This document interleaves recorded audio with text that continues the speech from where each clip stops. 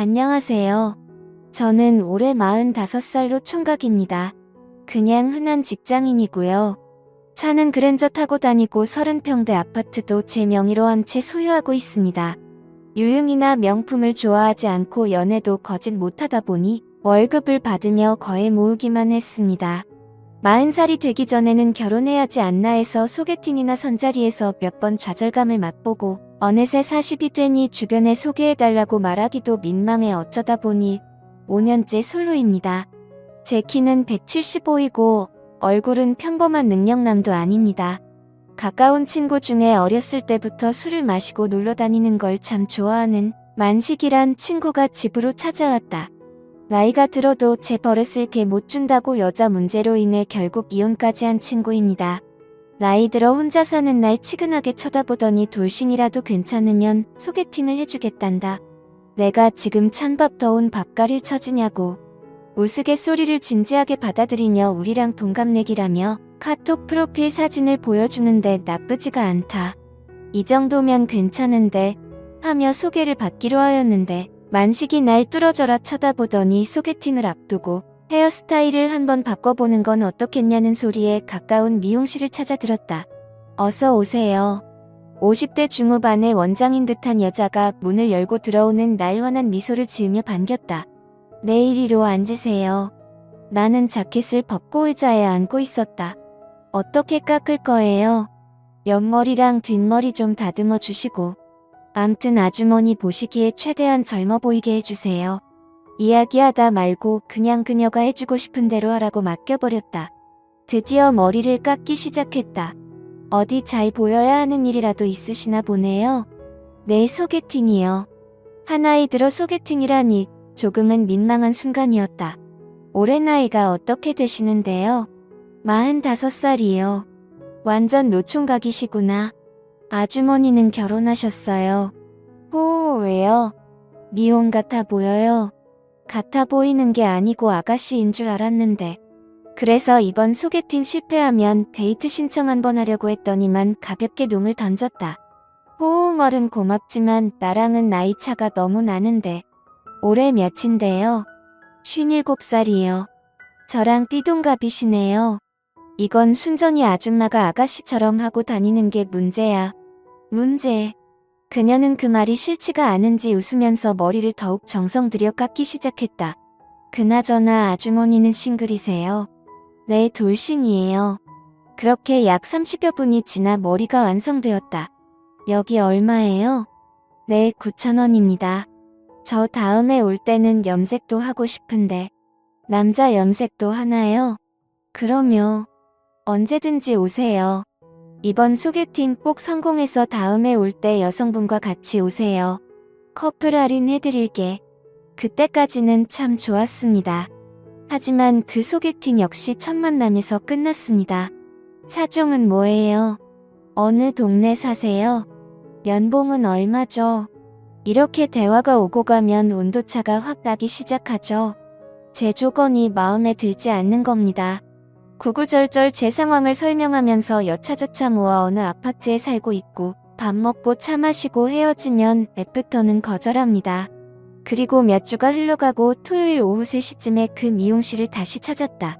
어머, 소개팅 간다던 총각이시네. 어서 와요. 그녀는 금세 나를 알아보고는 알 수 없는 미소를 짓고 있었다. 소개팅은 어땠어요? 별로였어요.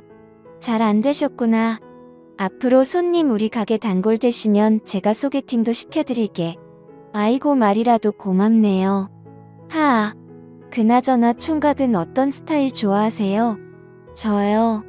이 나이에 찬밥 더운 밥 가릴 처지가 아니라서요. 그래도 최소한의 성격이나 외모 같은 게 있을 거 아니에요.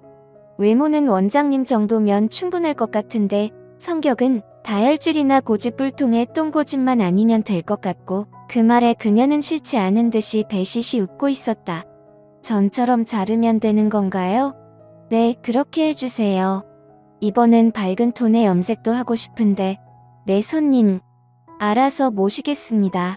이후 나는 그 미용실의 단골이 되었고 열심히 애정 공세를 펼쳤지만 이렇다 할 성과가 없었다. 하루는 일을 끝내고 퇴근길에 만식에게 한잔하자는 연락이 왔다. 경태야, 잠깐만 나 좀 보자. 왜? 무슨 일인데? 할 얘기가 있어서 그래. 너희 동네로 갈 테니 꼼장어에 소주나 한잔하자. 만식을 데리고 집 근처 포차로 들어갔다. 무슨 얘기길래 여기까지 왔어? 여성이 없는 술자리는 쳐다보지도 않던 만식이었기에 보통 일은 아닐 거란 생각이 들었다. 그냥 좀 흥미로운 얘기라서. 참나, 너답지 않게 뭔데 그래? 너 아직 그 미용실에 다니냐? 이 자식이 도대체 무슨 소리를 하는 거야? 갑자기 웬 미용실 얘기야? 멍하니 만식을 바라보며 도대체 무슨 얘기를 하는지 궁금해할 때 본격적인 이야기가 시작되었다.